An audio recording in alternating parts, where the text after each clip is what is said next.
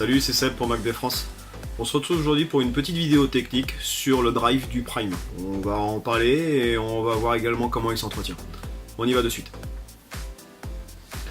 Pour l'entretien de votre drive, vous aurez besoin donc bien sûr du lubrifiant Melita,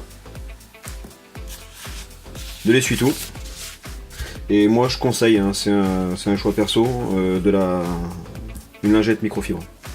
Alors je vous expliquerai après pourquoi.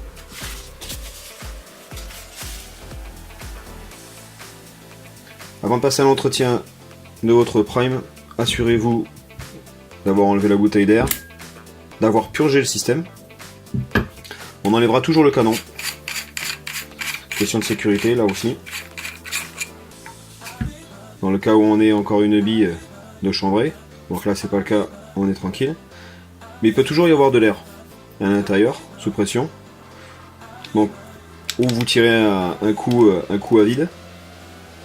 Et vous verrez, hein, si la culasse est dure à déverrouiller, c'est que vous avez encore de l'air dedans. Bon là c'est pas le cas, il est purgé, il est totalement vide. Donc là que notre gun est en sécurité, on va pouvoir enlever le drive. Bon, on appelle ça aussi la culasse. Voilà, le drive Infinity du Prime. Et j'en profite parce que j'ai avec moi un clone 5S. Donc on va sortir la culasse et comme ça on va pouvoir faire une comparaison entre les deux. Bon bah clairement déjà esthétiquement on est sur quelque chose de très différent puisqu'on a un keg qui a quand même vachement évolué, on a un spacer aussi qui a bien évolué. À l'intérieur aussi on va avoir pas mal de changements. Ici notre valve qui elle n'était pas fixe. On est aujourd'hui sur une valve fixe et donc totalement nouvelle. Ce qu'on va retrouver qui ressemble à ce que vous connaissez déjà, on en a parlé également dans la première vidéo, c'est le bolt. Donc on a les bolts qui sont identiques. Voilà. En dehors de la couleur et du type, il n'y a pas de différence. Ça fonctionne, donc du coup on peut garder. Voilà, plus en détail. Alors après, bien sûr, il y a le cover qui lui aussi se démonte pour libérer le spacer. Attention, le petit ressort à l'intérieur avec la bille de verrouillage. On va bien remettre en place.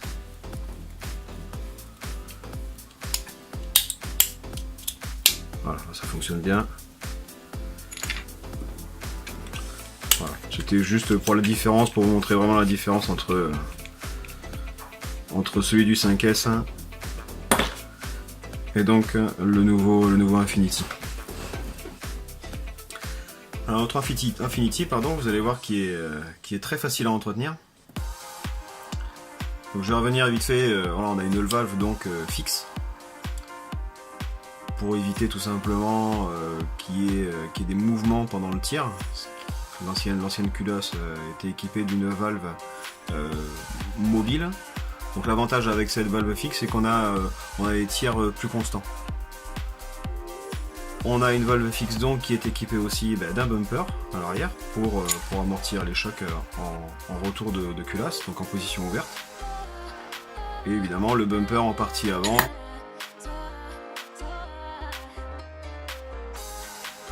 Pour limiter les chocs en partie avant quand la bille est chambrée. Donc tout ça, bien sûr, le but c'est de limiter au maximum le kick.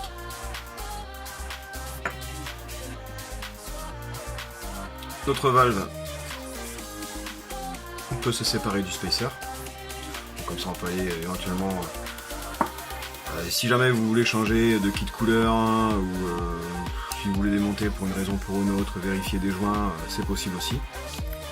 Voilà, tout simplement. Vous avez un petit joint à l'arrière qui lui, bon, n'aura pas vraiment tendance à s'user, mais bon, il sera vérifié éventuellement en cas de fuite. Vous avez également un joint ici. Là. Ça, en fait, c'est la bille qui va faire le freinage du mouvement. Là. Donc faites-y attention, quand vous ouvrez, de bien remettre le tout bien au fond. On remet le spacer. Voilà.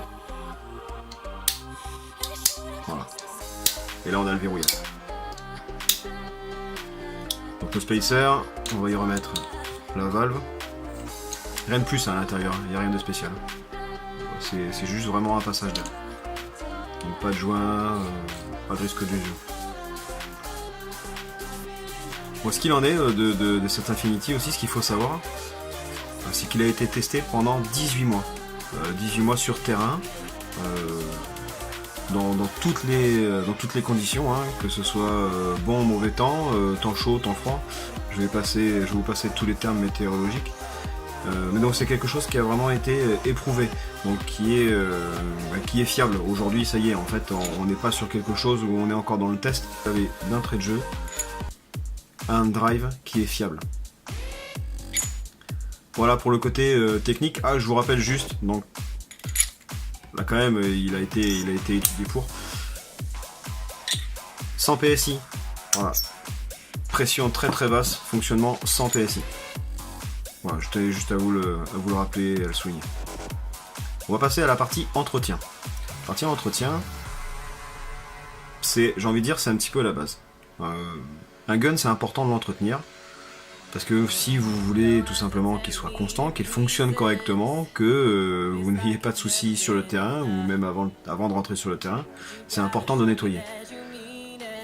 Alors bien sûr, hein, c'est pas nécessaire de faire un nettoyage approfondi après chaque entraînement ou après chaque compétition. Mais c'est important de l'entretenir régulièrement.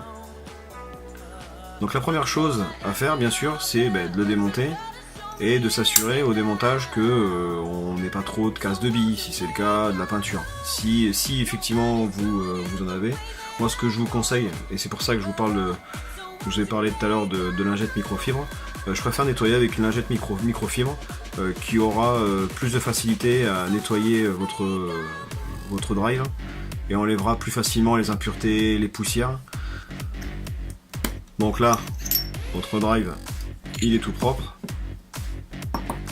On va pouvoir donc vérifier l'intégrité des joints.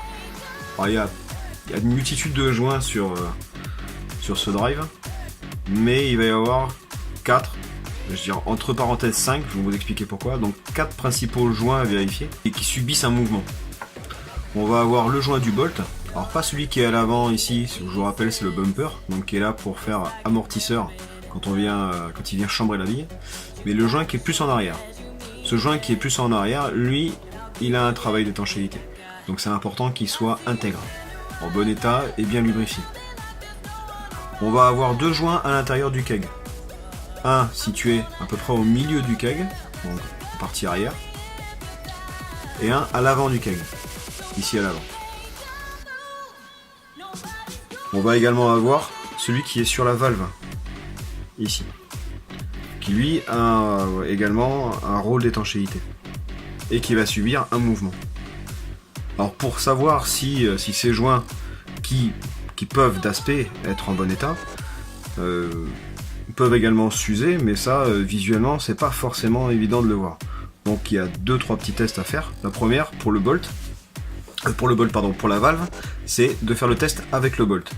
Tout simplement, on va s'assurer que notre bolt déjà s'insère facilement sur la valve.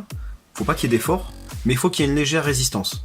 Cette légère résistance voudra tout simplement dire que le joint épouse suffisamment la forme de l'intérieur du bolt. Et donc du coup une étanchéité plus intéressante. Tout simplement, hein, il suffit de prendre votre bolt, vous le mettez sur votre valve, et si votre bolt ne tombe pas, c'est que le joint est bon. Voilà, une légère résistance, sans trop forcer. On va utiliser encore notre bolt pour vérifier l'intégrité des joints qui sont à l'intérieur du keg. Donc pour la partie avant, donc normalement je vous rappelle, le bolt s'insère de cette manière-là dans le keg. Sauf que si on le met dans celui-là, dans ce sens-là, on va tester les 2 joints en même temps. Donc si on a un des 2 joints qui n'est pas bon, on va pas pouvoir vraiment le déceler.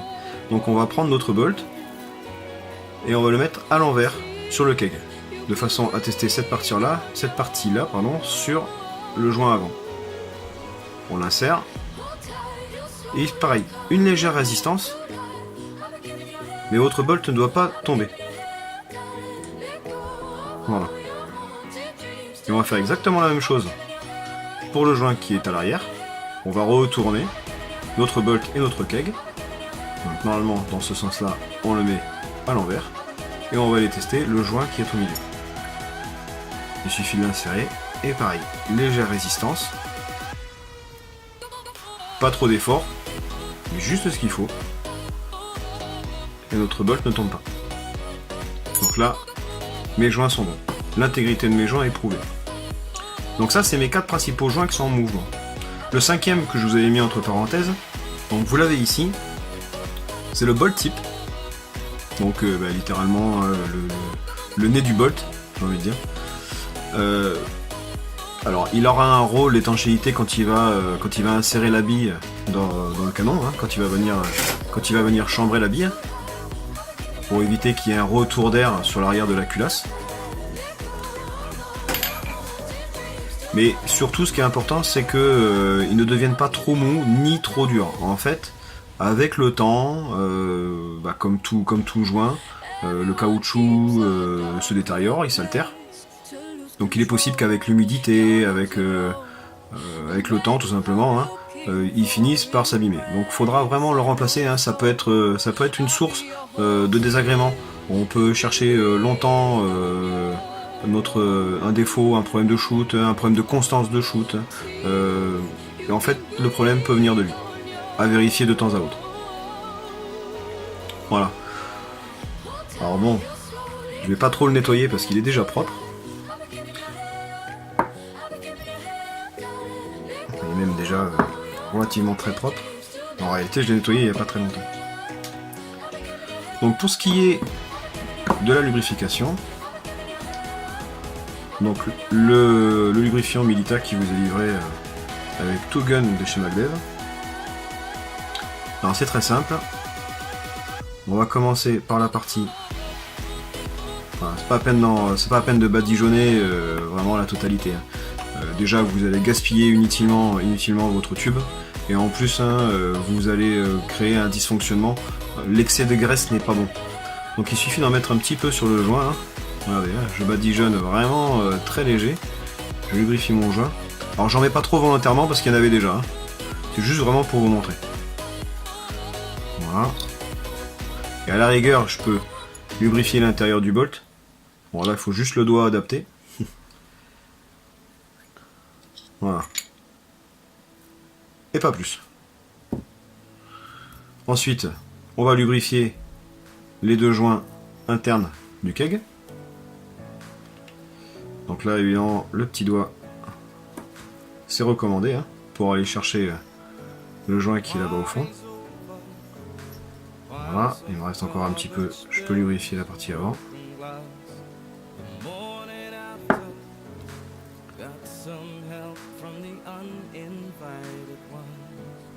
Et j'en mets juste un petit peu sur les deux parties lisses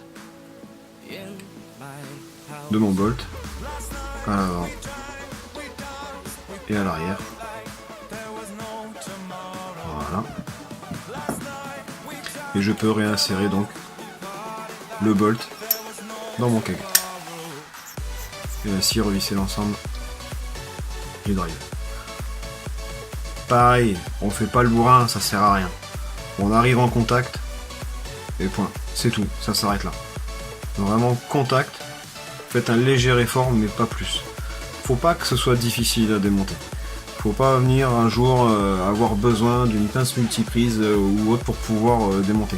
Ça reste de l'aluminium, ça reste donc fragile si jamais vous utilisez quelque chose d'agressif comme une pince multiprise. Donc évitez de serrer tout simplement trop fort. Il suffit de serrer à la main et ça s'arrête là. Vous voyez la partie arrière, pareil, il faut que ça reste démontable facilement. Quelque chose où on n'en parle pas souvent, mais pour moi c'est important. J'aime bien que la totalité des joints soit légèrement lubrifiée. Tout simplement parce que quand on va insérer notre drive dans le corps de notre lanceur, ils peuvent être confrontés quand même à un léger frottement, mais uniquement pendant l'installation.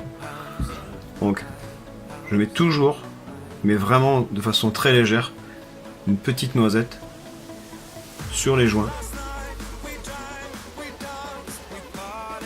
Déjà pour les maintenir un petit peu souples.